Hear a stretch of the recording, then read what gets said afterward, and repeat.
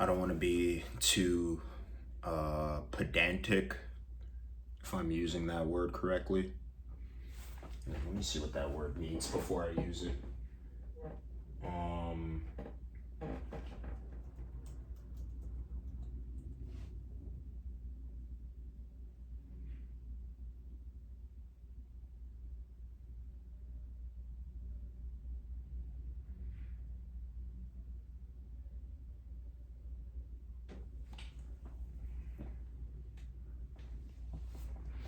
yeah, I guess I'm using it correctly. I don't want to be too pedantic, but I want to be able to, or rather, what I'm doing here is whenever I have the urge hit my head, I output.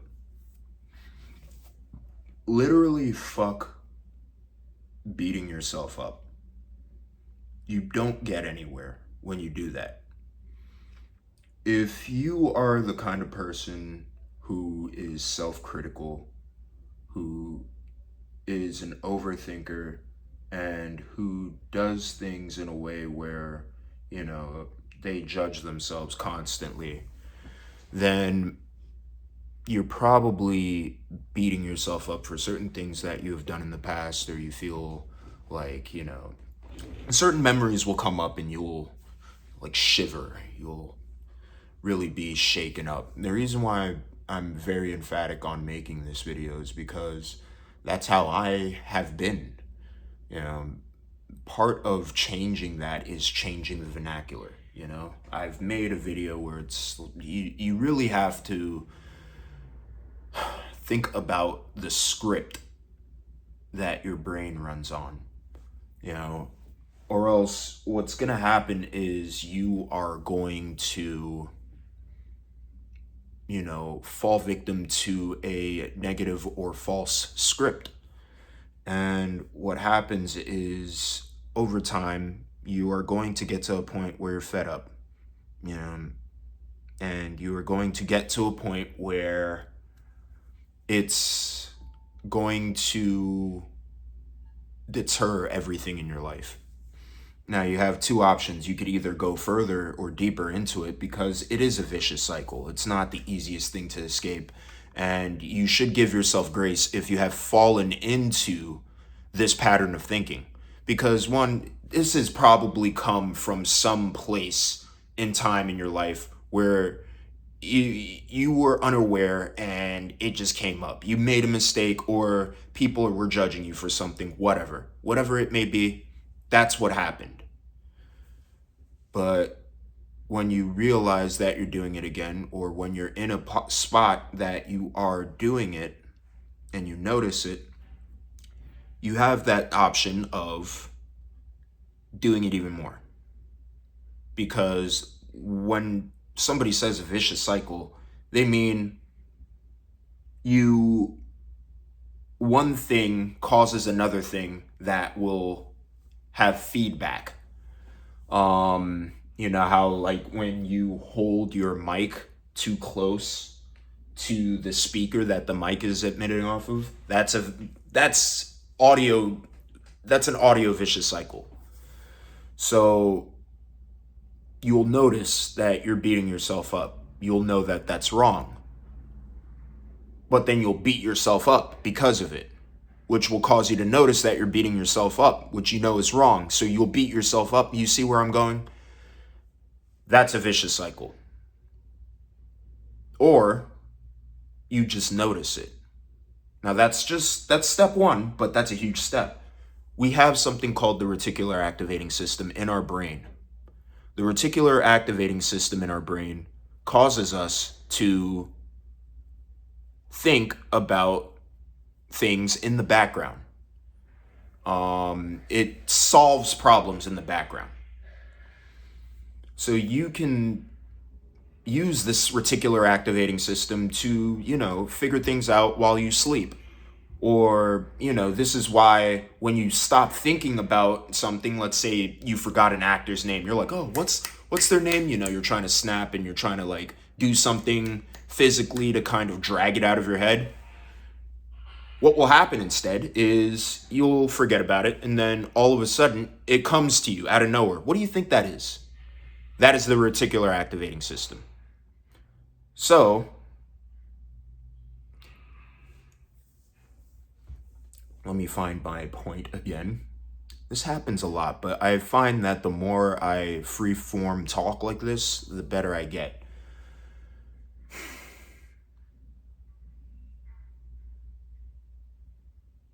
When you notice things, you now feed that problem to the reticular activating system. And it's just noticing. Like, you can shift the behavior after noticing, but a lot of the times you don't even have to. A lot of the times noticing is just enough for you to shift mind states. Shifting mind states is already a huge game changer because you're probably lost in the stream of thoughts. You're lost in the code. You're following that code. That's why people are being called bots. They're just following their code. It's when you start to extract yourself from that code and look at it. Like, I'm doing that. This is extremely positive for a multitude of reasons. One, you start to treat yourself as the person who you should be treating yourself as, which is a person. See, a lot of the times, if you are a chronic overthinker or somebody who is extremely self-critical and self-conscious, maybe exhibiting, people pleaser tendencies more often than not, then you are put off to the wayside before other people. Now, I'm at the surface level of this. I am going to figure this out way more, and I need to. I have been thinking down this path or line of thought for years, but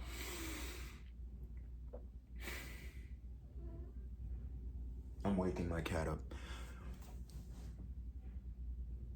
I will say that noticing has put me in a state of mind where I'm like, dude, you're beating yourself up.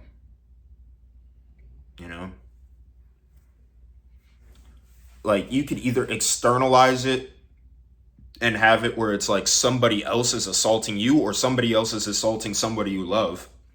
You wouldn't want that, right? So why are you doing that to yourself? But that's one. And two, your ability to notice will sharpen. Awareness is an amazing thing. Awareness is probably going to be the thing that will split people into two different paths. That's probably where the split has been,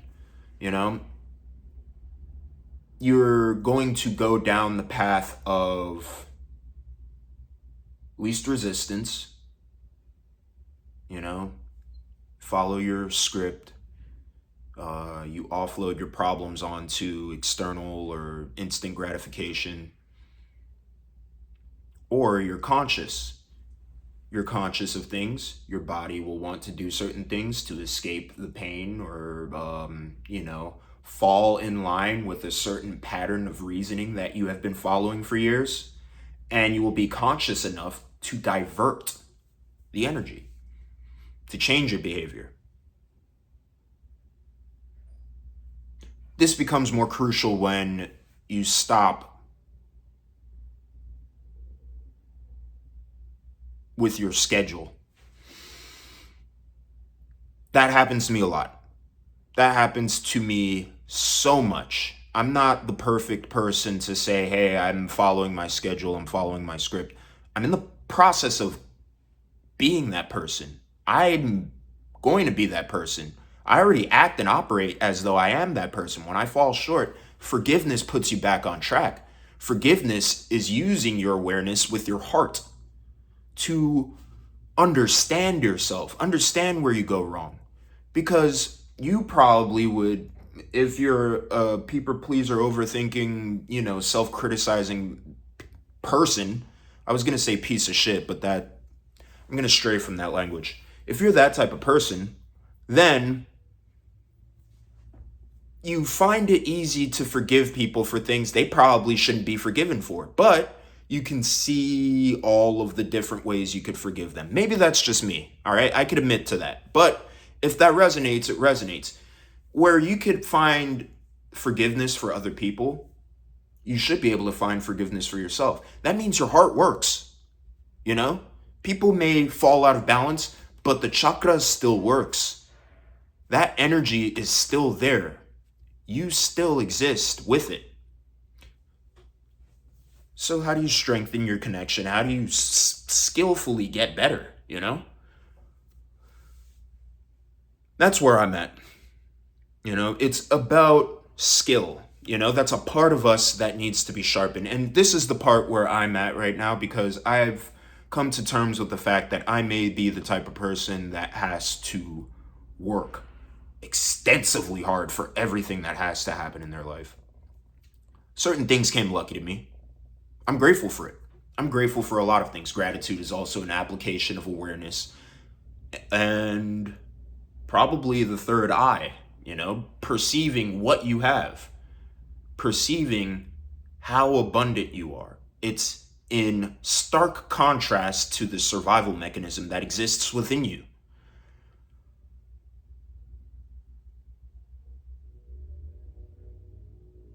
But the sharpening of the awareness, the skill behind using it,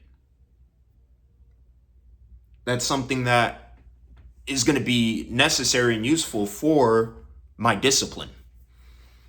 Because you have to be aware in order for you to know when you're beating yourself up, but also know when you're trying to fall back into the path of least resistance. You know, I did stay in my bed way too long today. But I got out. I did what I had to do. I'm here now making a video. It's going to be more about action from here on out, guys. It's going to be more about action. What are you going to do? What are you going to continue to do consistently in order to get things done? That thing is going to sharpen you. That's what I'm looking forward to within my life. Because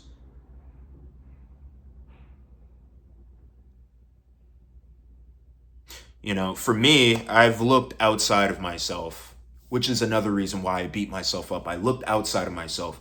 I've been a jealous bastard. I have been a comparative bastard. Have been. And those urges still exist, but I am not that person. So, because those things exist and have existed, I keep losing my train of thought. Jeez. You know, all's to say, you know, I guess I'll wrap up the video here. I have been those things. And this is where I wanted to go. I saw this TikTok, you know. I know it's brain rot, whatever, you know. My life is going to be figured out. I don't give a fuck. Where it was talking about Vegeta.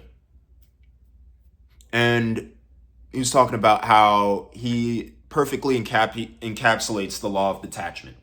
Detachment is necessary because a lot of the times you are feeling these things because you are attached to a certain egoic idea of yourself, or you're attached to a desire, and you hold on to it for dear life within your relationships, within, you know, within even your day-to-day actions. If you are more action-oriented, maybe you're fervently obsessed. It'll pop up in a bunch of different ways. But flow cannot be achieved by force.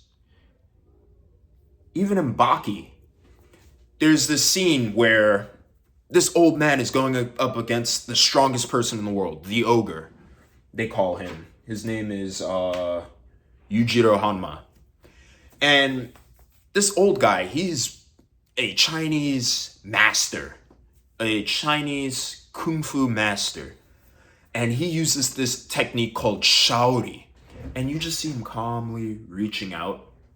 And it hits Yujiro Hanma. And he fucking flies back. And he's like, yo, what the fuck? Baki looks at it. He's like, huh. Or I think this might be Retsu, like, commenting on it. But Retsu is like, it's because of looseness. You know, in boxing, they teach you to relax your shoulders before punching because the looseness allows you more range of motion, and the tension at the point of impact allows you more power. Range of motion plus power equals damage. You don't get that by flexing all the way through a punch, and you also don't get that by being limp. Flow is achieved by not tensing, not holding on. And you still act. You still act, but it's the action itself that you're dedicated to. That's where I'm at. Devotion. The act. That's why I flick this camera on right now, because whatever came up, I'm outputting. I'm not forcing myself to do this, though. This came from the gut.